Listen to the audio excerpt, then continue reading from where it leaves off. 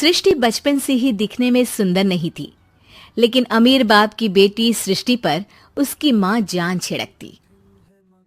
मेरी बेटी कितनी प्यारी है, भगवान सबको सृष्टि जैसी बेटी दे। सृष्टि धीरे धीरे बड़ी होती है। एक दिन सृष्टि की सहेली कहती है, तू दिखने में कितनी अजीब सी है, लेकिन मैं जानती हूँ हम सब में सबसे अच्छी शादी तो तेरी ही होगी। तेरे पापा अमीर जो हैं।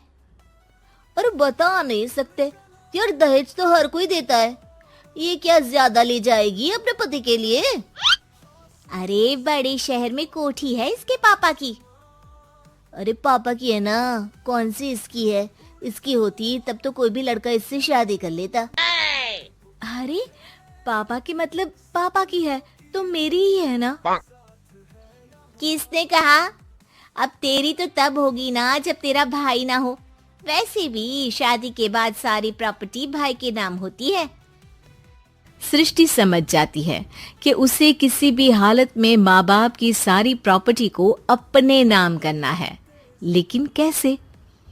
एक दिन सृष्टि का भाई शीनू कहता है, बहन क्या कर रही है? तुझसे एक बात करनी है। अरे हाँ करना, मैं तो तेरी बहन हूँ। बहन मेरी लाइफ में ना एक लड़की है, बहुत अच्छी है। मैं सोच रहा हूँ माँ और पापा से बात करूँ शादी के लिए। सृष्टि को समझ में आ जाता है कि भाई की शादी होते ही भाभी उसे एक दिन भी घर में बर्दाश्त नहीं करेगी। क्या बात है भाई, बताना कौन है वो? यार वो बहुत अच्छी लड़की है, पढ़ी लिखी है, मेरे साथ जॉब भी करती है। बस एक प्रॉब्लम है। हाँ प्रॉब्लम? क्या प्रॉब्लम है भाई?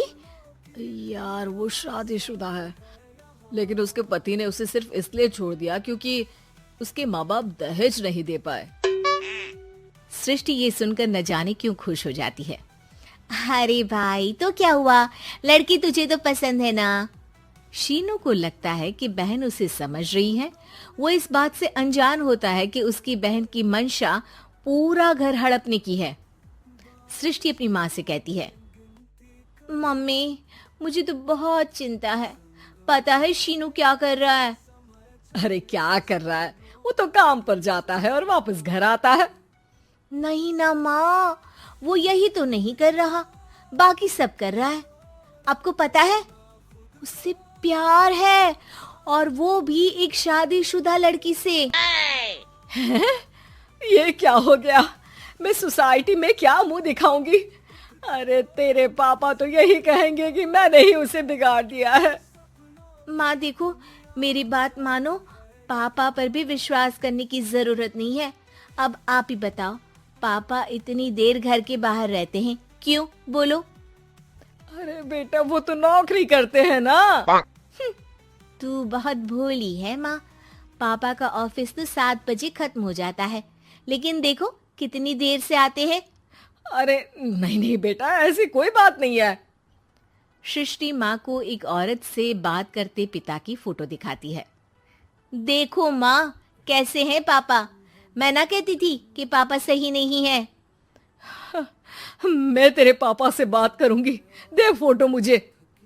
ओ माँ, वो तो डिलीट हो गई।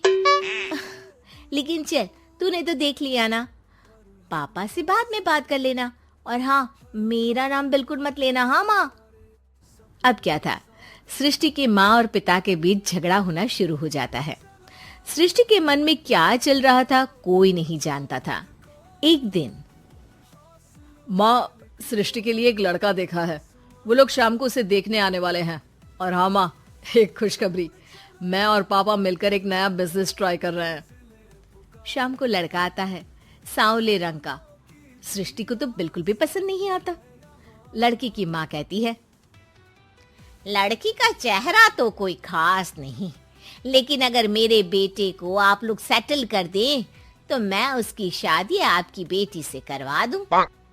सृष्टि को लड़का बिल्कुल पसंद नहीं था। उसे भाई पर गुस्सा आ जाता है। लड़के वालों के जाने के बाद कहती है, माँ देखा शीनू मेरे लिए कैसा लड़का लेकर आया, न दिखाने लायक न सुनने लायक, सेटल भी नहीं, वो भी हम करे। अरे माँ, मैं जानती हूँ ये मेरी शादी किसी भी घर में क्यों करवाना चाहता है। अरे कैसी बात कर रही है बहन, तूने तो देखा ना, लड़के को मैंने ही मना कर दिया तुझसे शादी के लिए। जिसने लड़का बताया था उसने उसकी बहुत तारीफ की थी। बात आई गई हो जाती है, लेकिन सृष्टि का मन शांत नहीं होता। क्या करूँ, कुछ समझ में नहीं आ रहा। मेरी शादी हो गई तो ये लोग पूरी प्रॉपर्टी शीनू के नाम कर देंगे, मेरे हाथ तो कुछ लगेगा ही नहीं। तभी सृष्टि को आइडिया आता है। वो किसी वकील को फोन करती है।